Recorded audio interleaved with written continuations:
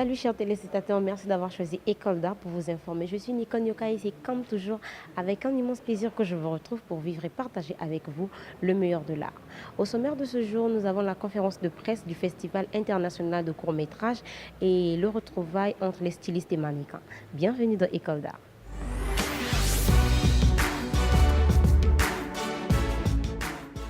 Je suis très heureuse de pouvoir accueillir cette conférence de presse pour l'édition 0 du festival du court-métrage La Pointe Noire, dont Michael m'a parlé il y a quelques mois. Je vous présente nos excuses pour le côté pas totalement abouti de l'accueil, mais comme vous avez remarqué, on a fait un gros effort de réhabilitation des locaux. Donc une autre fenêtre de visibilité du cinéma à Congo, c'est une bonne nouvelle. On avait l'habitude du festival Yabeto, j'espère qu'il ne désertera pas Pointe Noire, qu'on le retrouvera rapidement. Et puis nous-mêmes à l'Institut, moi j'étais très attachée à défendre un genre cinématographique qui me semble très important, qui est le documentaire. Ça fera, je crois, la 3e édition cette année.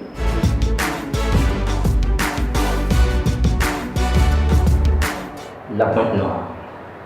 C'est le sujet qui nous rassemble aujourd'hui. Qu'est-ce que c'est que la Pointe Noire? J'aimerais aller direct comme ça. La Pointe Noire, c'est un festival qui est dédié au court-métrage. Pourquoi court-métrage? Parce que quand j'ai eu l'idée, je me suis dit que le court-métrage, jusqu'à preuve du contraire, reste le format d'apprentissage. Aucune école d'audiovisuel au monde ne pourrait conseiller aux étudiants d'aller faire directement des longs métrages parce qu'il y a d'abord beaucoup de paramètres à prendre en compte avant de se lancer dans la réalisation d'un long métrage. Voilà pourquoi ce qu'on a dit que la base de la formation passe d'abord par le court métrage. Ce n'est toujours pas évident de se lancer directement dans un long métrage comme ce qui se fait ici. Moi-même qui vous parle, j'ai d'abord commencé par des courts métrages et c'est par des courts métrages que j'ai pu apprendre à mieux gérer certaines choses. C'est par les courts métrages que j'ai pu détecter certains problèmes. Donc, la Pointe Noire ne vient pas apporter une solution en soi au problème du cinéma. La Pointe Noire vient juste apporter une autre visibilité d'abord pour le cinéma congolais et aussi pour le cinéma d'ailleurs.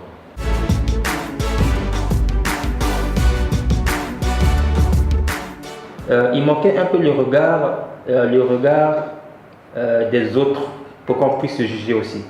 Je me suis dit, pour qu'on puisse exceller, pour qu'on puisse aller de l'avant, pour qu'on puisse faire des films de qualité, il faut qu'on voie aussi ce qui se fait ailleurs. Parce qu'en voyant ce qui se fait ailleurs, on se fait une idée nette du niveau que nous avons ici au pays. Moi personnellement, c'était l'année dernière à Yabeto. J'ai suivi un film camerounais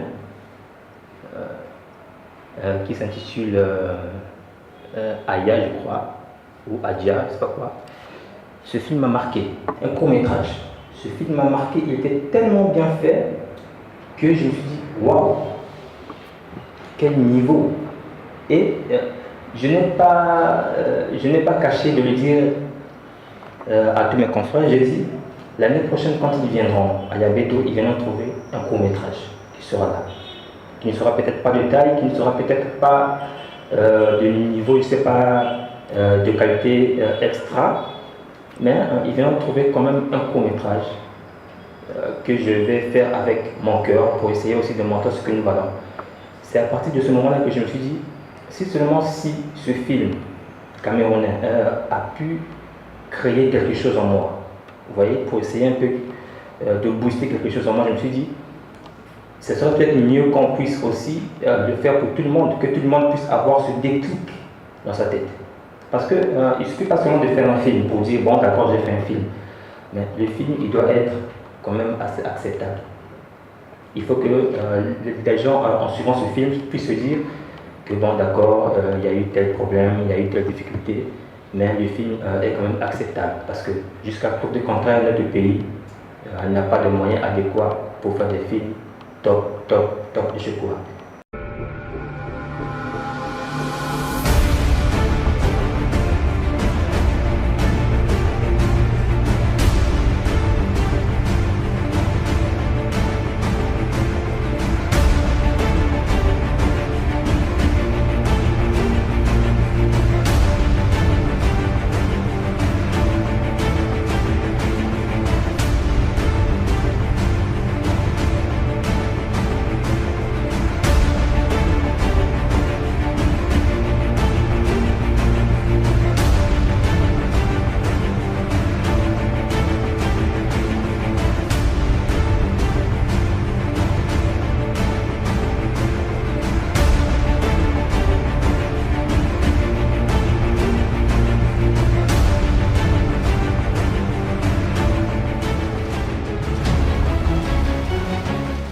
Effectivement, ce festival permet une visibilité. Et pour moi, les meilleurs juges restent les spectateurs. Donc, le fait de faire ce festival permet d'ouvrir un petit peu le cinéma congolais et de permettre aux gens d'y avoir accès tout simplement. Le fait de faire des ateliers, de produire quelque chose et de le retranscrire, de le diffuser, permet à tous de le voir. Et je pense que c'est ça le plus important, c'est que tout le monde puisse y avoir accès. Pour le savoir, nous avons 7 films. Le premier jour, nous allons diffuser 5 films, le deuxième 5 films, et le troisième jour, on aura 6 films. Il faut savoir que la culture, c'est notre identité, c'est l'identité d'un peuple, c'est par ça qu'un Ougandais ou bien un Malien peut sentir ou bien savoir la différence qu'on a, c'est par la culture que nous avons.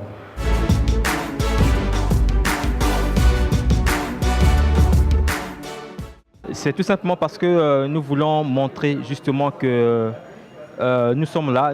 En tout cas, on n'a pas voulu prendre trop de temps, sinon les gens devaient oublier. Donc on a voulu que ça soit carrément la veille pour que les gens soient tout de suite dans le show de l'action et aussi pour que les gens puissent retenir tout de suite l'information. Voilà pourquoi on a fait cette conférence de presse. Ok, je suis Albé Diao, scénariste, réalisateur et dialoguiste. Bon, pour le festival international du court-métrage, je suis le chargé de la programmation. Bon, la programmation, nous avons 4 films de l'étranger et nous avons 11 films nationaux. Parmi la particularité, c'est que nous avons le tout premier film congolais, donc Kakayo, produit dans les années 50. Et c'est un film de Sébastien Combat, un très bon film. Donc c'est quelque chose que le pays nous a légué, c'est quelque chose que monsieur Sébastien, que je salue, que j'ai beaucoup de respect d'ailleurs, il nous a donné son film pour la diffusion. Donc voilà, c'est ça la particularité. Il y a environ quelques mois, Michael est venu me voir pour me proposer ce projet, d'être partenaire en tant qu'organisatrice du Festival international du court-métrage. J'ai été absolument emballée par le projet. J'ai trouvé ça merveilleux puisqu'on a besoin de cette visibilité ici au Congo et pouvoir les accompagner, que Théâtre à la carte puisse accompagner tous ces passionnés dans leur projet nous rend extrêmement heureux et on espère que le festival ira très très loin. Une très belle conférence de presse d'ailleurs, parlant en prélude du festival La Pointe Noire. C'est une très belle initiative que je salue, donc moi je félicite les initiateurs de ce projet et ma foi ça va apporter un plus à notre cinéma, quoi. Voilà. Ce que j'ai apprécié, c'est l'initiative de ce festival. Avoir initié ce festival, pour moi, c'est quelque chose de très, très important qu'on ait... et le fait que le promoteur se soit concentré sur les buts et objectifs de ce festival. Voilà.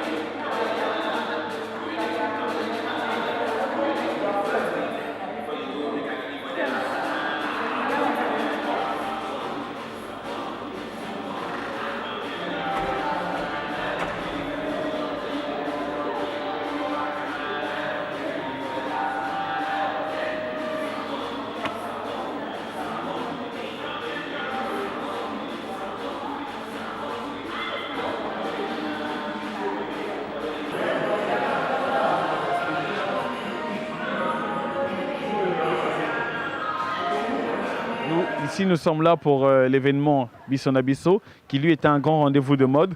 Et ce grand rendez-vous-là lui regroupe des stylistes de tous les différents pays d'Afrique afin de pouvoir se regrouper tous au nom d'une seule chose, la mise en valeur des traditions et cultures africaines. D'où on sort le thème Bissonabisso. Donc on se regroupe tous pour défendre ce qui est de nous, ce qui est à nous. Qu'il était question que les stylistes puissent avoir une meilleure appréciation sur les mannequins, en tenant compte de l'aspect des tailles, sur le critère de taille, afin de pouvoir sélectionner une lignée de mannequins qui, eux, travailleront ou défileront pour ces différents stylistes.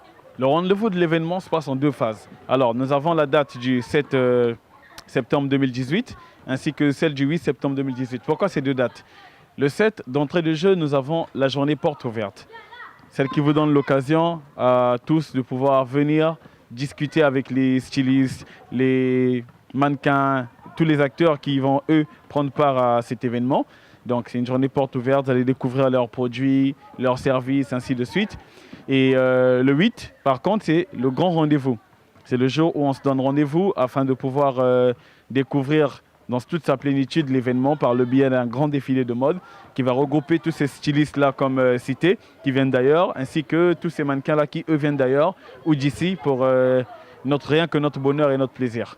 Chacun des stylistes va essayer d'apporter un plus sur sa culture, en fonction de sa culture, va essayer d'apporter un plus en présentant une collection toute faite en rapport avec son environnement. Voilà. Pour ma part, en tant que styliste congolais, représentant de la maison Leader-Né, on va présenter les tenues à la congolaise, tout en gardant une touche urbaine, une touche classique et chic de la chose. Donc une collection toute faite que pour l'événement. Et donc moi, à votre place, j'éviterai de manquer à cet événement-là. Je viendrai afin de découvrir ce qu'il y a, ce qui pourrait se faire et tout l'événement sur sa plénitude. Donc ne manquez pas, soyez nombreux. J'espère que vous avez aimé la conférence de presse et la rencontre des stylistes et mannequins. Ceci est la fin de cette édition. Merci d'avoir suivi ce numéro. Mais l'actualité se poursuit sur notre site internet www.artprogramme.com. Je vous invite également à vous abonner sur notre page YouTube pour ne rien manquer. Et pour toutes vos suggestions, envoyez-nous vos SMS via le numéro qui apparaît au bas de votre écran. N'oubliez surtout pas notre rendez-vous hebdomadaire avec École d'Art Discovery. Portez-vous bien. Au revoir et à très vite.